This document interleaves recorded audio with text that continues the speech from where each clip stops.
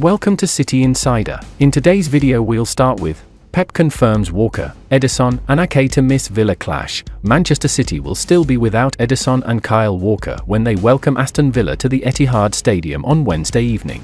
City were held by title rivals Arsenal on Sunday afternoon and did so without first-choice keeper Ederson, who hasn't played since early March, and the 1-1 draw at Anfield with Liverpool. Walker, meanwhile, pulled up in England's recent international friendly with Brazil at Wembley and also missed the stalemate with the Gunners this weekend. He, like Ederson, is not in a position to make his return to action when Villa visit on Wednesday evening. On top of those existing absentees, manager Pep Guardiola will also have to make do without versatile defender Nathan Ake, who limped off during the game against Arsenal. Guardiola hopes to have Ake back at his disposal soon, but for Wednesday night he is a certainty to be missing. Guardiola could, however, hand minutes to John Stones. He also injured himself while away with England but made the bench on Sunday.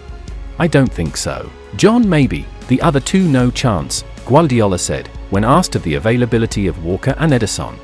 John has to feel fully fit, but the injury was less than we expected. We'll see, maybe next games he'll be ready. Adding an update on Ake, he said, injured, hopefully he will be back soon. I don't know exactly the timing. Next game he won't be ready. Villa, meanwhile, will be without Ollie Watkins, who was forced off in Saturday's 2-0 win over Wolves with a minor hamstring injury. Unai Emery will also be without the injured Matty Cash and Jacob Ramsey, and the suspended John McGinn, on top of long-term injury absentees Tyrone Mings, Emiliano Buendia, and Boubacar Kamara. Pep's mischievous comments after Grealish grilling. Pep Guardiola has joked that his ego was to blame for publicly confronting Jack Grealish after the draw with Arsenal last time out. It's not the first time the Manchester City boss has dished out a dressing down to one of his players in full view of the TV cameras. Although Sunday's altercation was particularly eye-catching, Grealish only came on for the final half hour of City's goalless draw with the Gunners. The 28-year-old has not played a full 90 minutes under Guardiola this calendar year, with a spell of disappointing form forcing him to fight his way on from the sidelines. Sunday's performance at the Etihad Stadium wasn't as impactful as Grealish, or indeed Guardiola, would have wanted, and the manager seemingly made that clear in a heated discussion with him straight after the full-time whistle. Complete with flailing arms and stern instructions delivered close to the winger's face, Guardiola was noted for a similar incident involving Erling Haaland back in August, blasting the Norwegian on the way back to the Turf Moor dressing rooms at half-time. Haaland had already scored twice by that point, and City went on to win the game 3-0. When asked about his apparent habit of grilling players in front of the cameras, Guardiola said sarcastically in his press conference on Tuesday, "I do it for the cameras and my ego. I need the cameras to sleep with incredible satisfaction. I always try to criticize players there and let them know how bad they are. Especially when Erling scores 3, cameras have to be on me."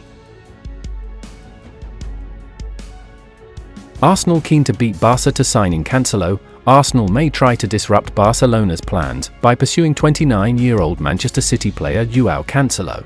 Sport via Sport Witness reports that Arsenal may join the competition for Cancelo, which would interfere with Barcelona's intentions to sign the Portugal international. Although the North London Giants have plenty of resources at full-back right now, they are still being linked to a potential transfer for Cancelo.